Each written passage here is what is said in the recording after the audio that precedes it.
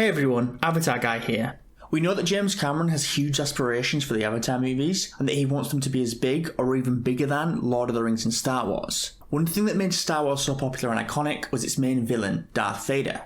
In fact, in this 2013 Deadline article, they even went as far to compare Quaritch to Darth Vader, and that got me thinking, they do share some similarities. They've both lost their bodies and come back in a new form. They both work for a much bigger group, Vader the Empire and Quaritch the RDA. And as we know, they're both the big villain in their respective movie sagas. In fact, they're both pretty one-dimensional bad guys in their first appearances, stomping around making life difficult for the heroes. And while Vader isn't killed at the end of A New Hope, and he does go spinning off into space with about as much embarrassment as Quaritch taking 2 arrows to the chest.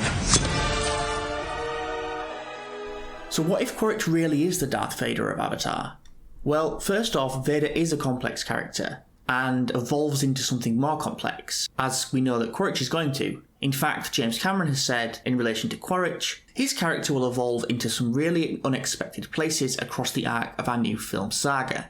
So, just like Vader, we know that Quaritch is going to start out simple as he was in the first movie and evolve into something much more complex, just like Darth Vader did. So just a quick reminder, Quaritch died at the end of the first movie and had his consciousness transferred into a new avatar body, otherwise known as a recon. He'll also not just be more evolved, but he'll also be more fleshed out, because in the original movie, Quaritch isn't really that scary, even though he is a strong character. The same with Vader. In the original movie, he's basically just a henchman. He's kind of scary, but not truly terrifying until the sequels, and I think again that's something we're going to see with Quaritch. Another major similarity is that they're both transformed into a new body, so to speak. With Darth Vader, he's gone from Anakin Skywalker into this new suit and isn't seen as Darth Vader. And Quaritch has gone from, again, being a human into his new body, a recon. What if that transformation, just like Vader, Quaritch hates, and that it is a massive source of pain for him? That's something that would be really interesting if it was explored in the sequel movies, his relation between his new mind and his body. In fact, the entire recon program and transferring bodies brings up all kinds of crazy philosophical questions, like, is he even Quaritch anymore? If his old body was never even used in the process and it's just his memories, is he just a copy of Quaritch that thinks he's Quaritch? The entire question of this identity that might come up also goes back to Darth Vader. I can't tell you the number of times where I've seen people arguing over how much is Darth Vader Anakin Skywalker and how much is Anakin Skywalker still Darth Vader. We might see something similar playing out with human Quaritch and recon Quaritch. I also think that just like Anakin, there's hope for redemption with Quaritch's character. Stephen Lang, the actor who plays Quaritch, has read all of the scripts for all 4 sequels and said that he cried when he was reading the 5th script, which kind of hints that we're going to see more of the good side of Quaritch as well. Again, parallels with Vader, who is redeemed at the end of the 6th Star Wars movie.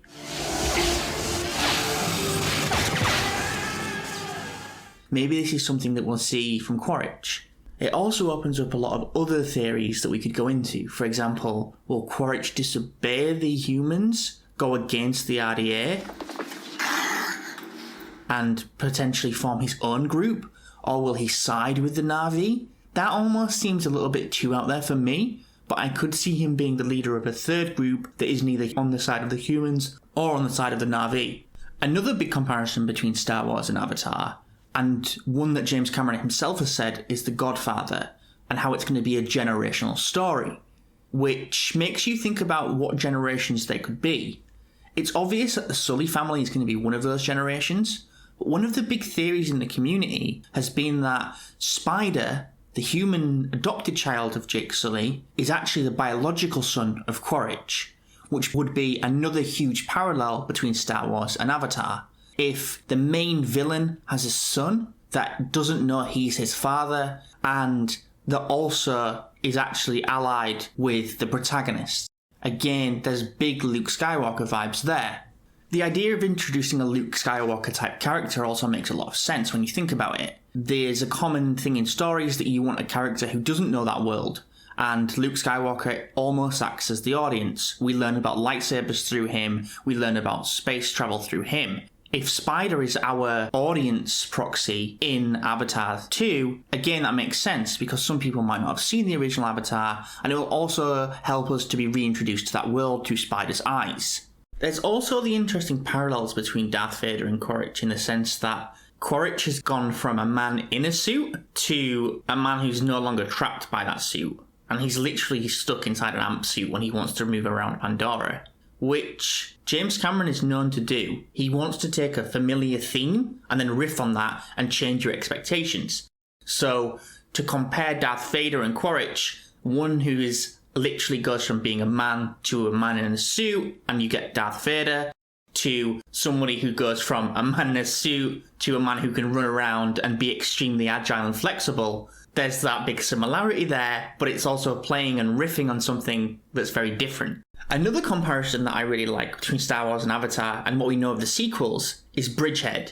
Bridgehead is going to be the main fortress of the humans on Pandora. We've already seen this picture from the book, and it almost reminded me immediately when I first saw it of the Death Star, this huge impenetrable fortress where the bad guys are hiding. And it's going to be where Quaritch is also living, and you would think the recoms are training, which the parallels are quite clear. Darth Vader is there on the Death Star, it's this huge unstoppable force, and then there's Bridgehead with this 2-mile kill zone around it that is the source of all of the problems for our heroes. Again, it's James Cameron riffing on something that is both familiar and quite different. In fact, when you look at Bridgehead, I can totally imagine the kind of crazy attack on it, where the entire Na'vi have to unite together to destroy it somehow, reminiscent of the final scenes in A New Hope and Return of the Jedi, where the Rebel Alliance all have to band together and attack this huge structure that they know they have to destroy, otherwise their very survival is at stake.